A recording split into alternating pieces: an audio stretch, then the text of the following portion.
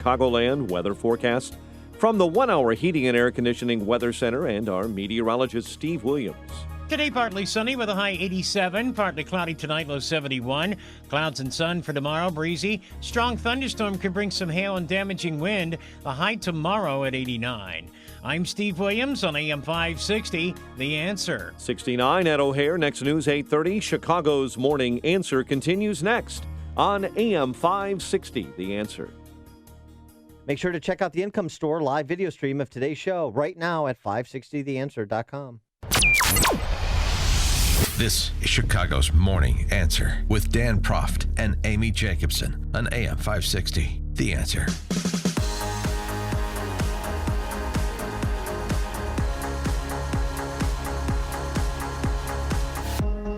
Good morning, Dan, and in for Amy J. this morning, Sean from Elmwood Park. And per our discussion at the end of last hour on accepting political refugees, whether or not we have a responsibility to continue accepting political refugees as part of our discussion about the larger border security, immigration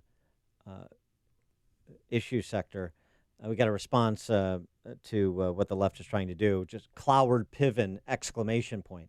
I think there's some truth to that. Sure. The Cloward Piven strategy, of course, the theory is by these two leftist academics, overwhelm the welfare state, and that will more quickly usher in the proletariat revolution and establish America as a socialist state. Well, I mean, certainly when you say there's no difference between being a citizen and not a citizen in terms of the benefits, whether you're pursuing the Cloward Piven strategy formally or not, that's the effect. And so it just seems to me, and this is one of the things that just frustrates me to no end between the two parties. Democrats will take an issue that has very little support and relentlessly pursue it until they browbeat either support or at least assent. Yeah, right. Think of the trans movement. Sure. By contrast, Republicans have majorities of Americans supporting their position as they do on the citizenship question, as they do in opposing taxpayer-funded health insurance for non-citizens.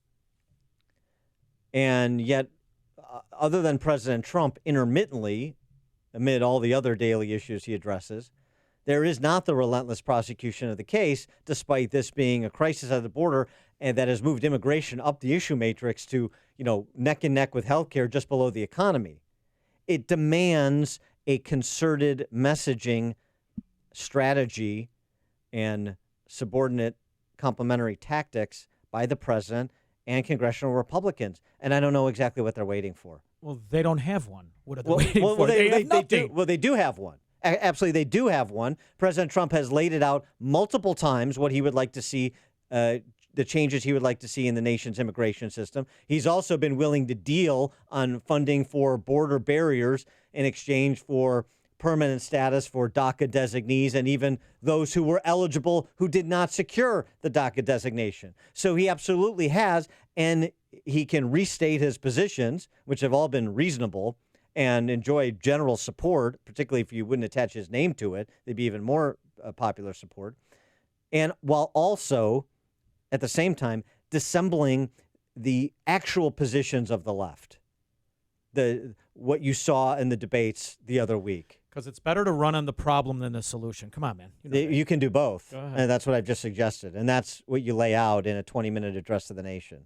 And that's what you have all the other congressional leaders and rank-and-file Republicans reiterate so that it reverberates across the populace.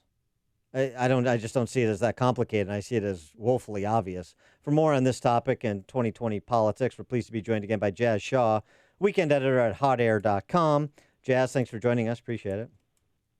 Good morning, gentlemen. Glad to be here. What about that and where the White House and congressional Republicans are on this issue and why they're not taking a more aggressive posture, just batting back the silliness of the race hustling left, make America white again, and Rashida Tlaib's hysterics and so on and so forth?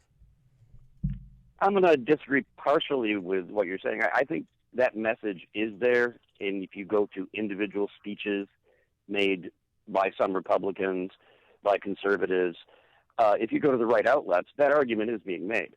The reason that the never-ending pressure seems to wind up working on many of these subjects is the media coverage. The vast majority of the country is not tuned in on more than a superficial level. And what they're getting are basically just sound bites and headlines from the New York Times and the Washington Post endlessly on CNN, MSNBC, the major networks, and they will say, oh, here's a position that Trump has. Here's a position that this conservative has. And then spend an hour talking about why it's evil. Well, no, I get that. I get that, but that is built into the price. You know the landscape on which you're dealing, and the president has something that nobody else has: the ability to speak to the nation. And I don't know why he doesn't do it.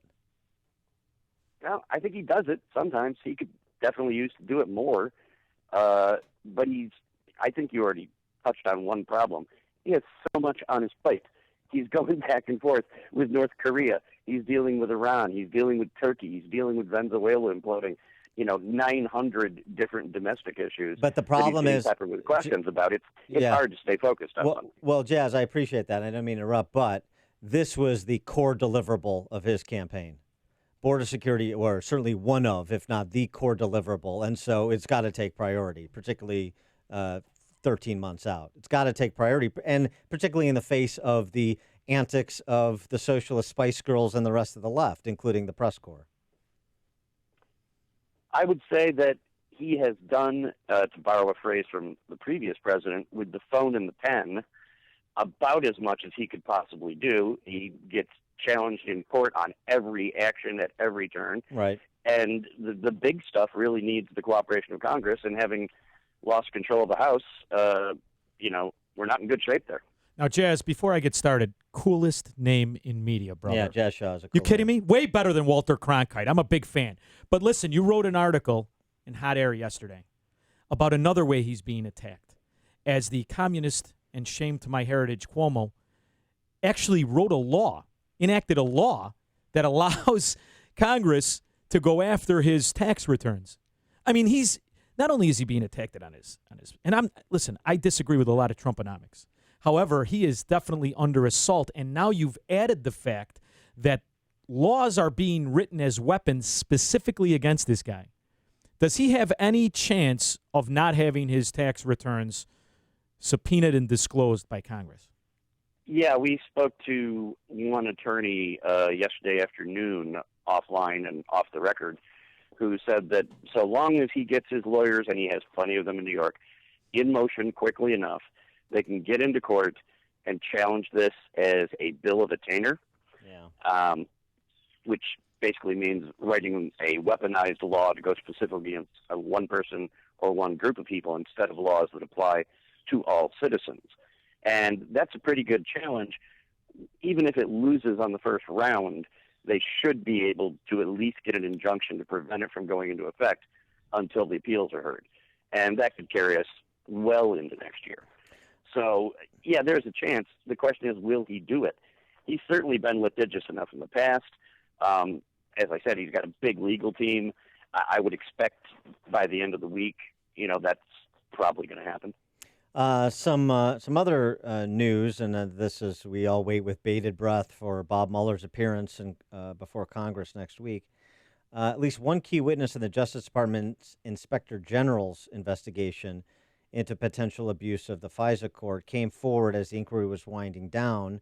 It's reported the individual, not part of the Justice Department or FBI, only did so after Attorney General Barr tasked U.S. Attorney John Durham of Connecticut to lead a review of the origins of the Russian investigation, this according to Fox News. Now, we don't have a lot more details than that, but this is getting lost in the shuffle too. But there is the potential for this script to be flipped on the Democrats over the next several weeks as you get an Inspector General's report, you have the Durham investigation, and we'll see how Mueller holds up under a cross-examination. That's going to be interesting. I'm not as hopeful because I think if there was a real smoking gun, and I think there's a bunch of them that look possible, if there was something definitive the Democrats would be running away from this a lot faster. So I'm being a little cautious on that one. I think the origin of the investigation was certainly a political hit job right from the beginning, and a lot of the material they used to justify trying to go to FISA was dodgy at best. But a lot of it, doesn't it just come down to sort of what they call prosecutorial discretion, the equivalent of that? Like, well, it looked good enough to us to at least check. And if that's their answer, even if it turns out to be complete garbage, I don't know if anybody gets prosecuted for this. We'll see. Wanted to get your take on the state of play on the Democrats. Mayor Pete and Elizabeth Warren pulling in a lot of money. You got Bolshevik Bernie still has his base, so he's hanging around. Biden is sort of a bobber in the water, but he enlisted Jill to try and help him answer questions from, the David Frost of our generation, Chris Cuomo. It's like the Hindenburg in slow motion. And and then you have Kamala Harris, sort of being suggested as the most likely and the most difficult candidate for Trump. How do you assess those top 5 or 6 candidates? Kamala Harris was just the other day moved up to number 1 in the Hills rankings as being the front runner, despite leading in no polls. But she is gaining ground. She's starting to raise more money. She's definitely gotten up above the noise level of the people that are basically running asterisk campaigns at this point, which comprises at least 15 to 17 of them. So she has some inherent advantages. She also, the more I watch her, she doesn't tend to make as many really big gaffes as some other people, Joe Biden. And on that note, by the way, is there nobody on Biden's staff that can just tackle the guy and stop him from talking? Did you ever try to argue with an old man at a Panera waiting for his soup? It's the same thing. Listen, Jazz, another thing. Kamala Harris. Come on, you really think the country is gonna? It's instant. It's constant nagging. You really think guys are gonna come home from work, listen to that as a political speech, and say, "Yeah, I gotta vote for her when I'm married to her"? Why must we have the constant nagging? Yeah, noted feminist Sean Thompson. Yeah. That is one of her problems that I believe she shares with Elizabeth Warren. She's not out there just making policy points. Yeah. She's making sure to make everything an accusation and remind you that she's a prosecutor and she's going to, quote, prosecute the president. Warren, I think, suffers from the problem that she never has struck me as personable. She doesn't come across as warm and relatable. When she talks to you, she's throwing out a lot of ideas that may have plenty of appeal for progressives, for liberals, but she just sounds like she's lecturing you. Like she's just disappointed in you for not already getting it. And she looks like the Dutch boy in drag. Add that to the list. Okay, I'm not going there, but I don't think either of them have that personality thing going that Crazy Uncle Joe has, because say what you like about Joe Biden, a lot of people like him. Yeah. He comes across as just the friendly old man, If an idiot's going to be in charge, let's like him. In the matter of the Jeffrey Epstein indictment and the renewed pressure on Labor Secretary Alex Acosta, do you suspect that Alex Acosta survives this, or are we going to be seeing his resignation in the coming days? Depends on the embarrassment factor, I suppose. Some people can stand there. There were a lot of analysts who thought 6 months into the Trump presidency that Trump was just going to resign.